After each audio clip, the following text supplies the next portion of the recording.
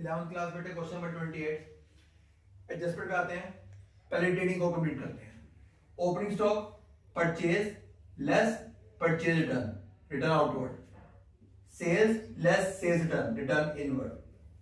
Wages wages में adjustment है, outstanding outstanding plus कर दिया, आउटस्टैंडिंग वेजेस क्या होगी बेटा आपकी लायबिलिटीज।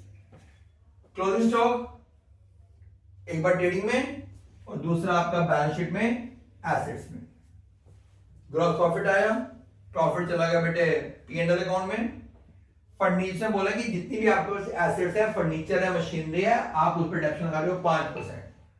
फर्नीचर की वैल्यू है 80, 5% डेप्शन लगी 4000, 80 माइनस 4 वैल्यू रहेगी 76,000। प्लांट मशीनरी के बारे में भी आपको समझाता हूं। सैलरीज की एडजस्टमेंट आउटस्टैंडिंग है, आउटस्टैंडिंग सैलरी में प्लस हुई, आउटस्टैंडिंग होगी हमारी लायबिलिटीज। बैड डेट कोई एडजस्टमेंट नहीं है।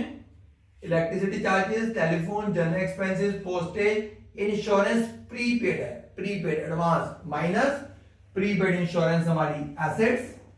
प्लांट एंड मशीनरी ये पॉइंट सुन लो ध्यान से बेटे। क्रेडिटर्स कोई एडजस्टमेंट नहीं है, cash in hand, cashier bank, I the main plant and machinery.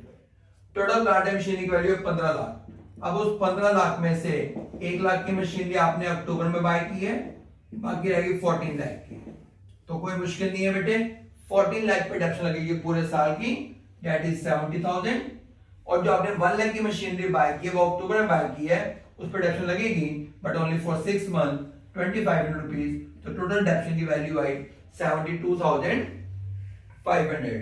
तो डेप्शन ऑफ प्लांट एंड मशीनरी 72,500। और यहाँ बेटे बैलेंस शीट में 15 लाख में से 725 माइनस हुआ 14,27,500। नेट प्रॉफिट आ गया, नेट प्रॉफिट कैपिटल में प्लस हो गया। ड्राइंग्स होती मैं माइनस कर देता, ड्राइंग्स